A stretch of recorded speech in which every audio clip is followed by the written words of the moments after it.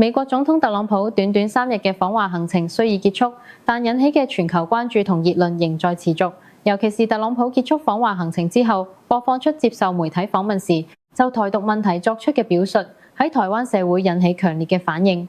今日我哋就回顧及分析一下特朗普嘅呢番話，到底對台灣引起幾大嘅震撼。我哋先睇下特朗普究竟講咗啲乜嘢。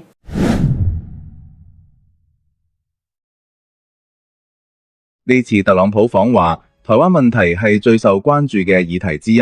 但特朗普喺3日嘅訪華行程中，出乎意料咁並未就台灣問題作出表述，直至中美元首峰會落幕。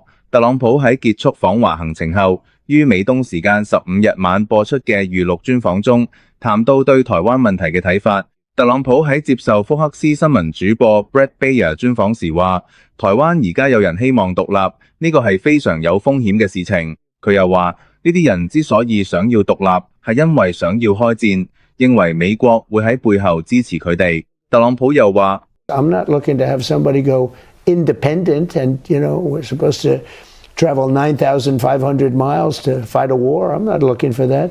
當被追問美國對台軍售案時，特朗普咁樣講 But I may do it, I may not do it. But we're not looking to have wars, and if you kept it the way it is, I think China's going to be okay with that. But we're not looking to have somebody say, let's go independent because the United States is backing us.